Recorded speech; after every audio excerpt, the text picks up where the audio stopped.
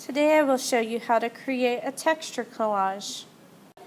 Texture is the appearance or feel of a surface. There are two types of texture, real and implied texture. So what's the difference? Real texture is texture you can actually feel. Implied texture has the appearance of texture but is smooth to the touch.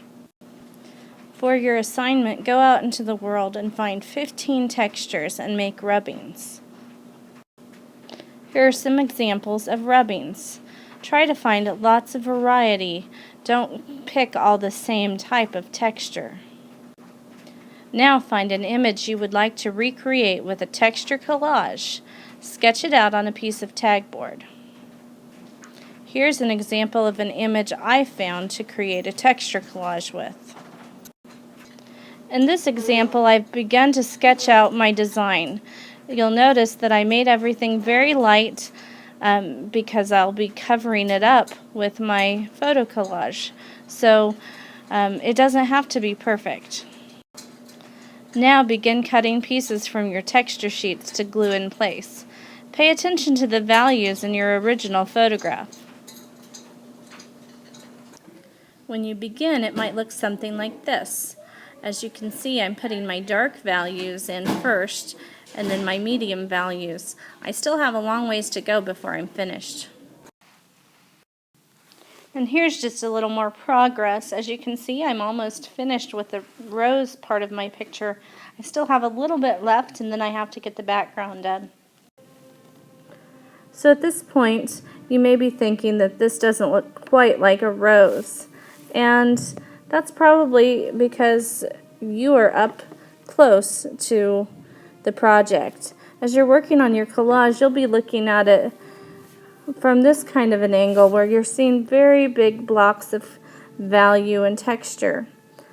If you get a distance away from it, however, maybe put it on the wall on the other side of the room and back up, you can begin to see what it really looks like, which is a lot different than what it seems like when you're up close.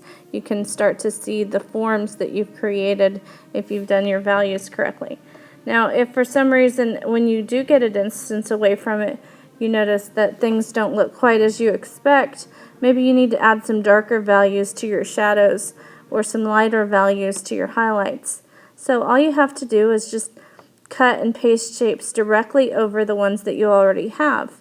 You can have as many layers as you need, and it's always okay to go back and rework an area.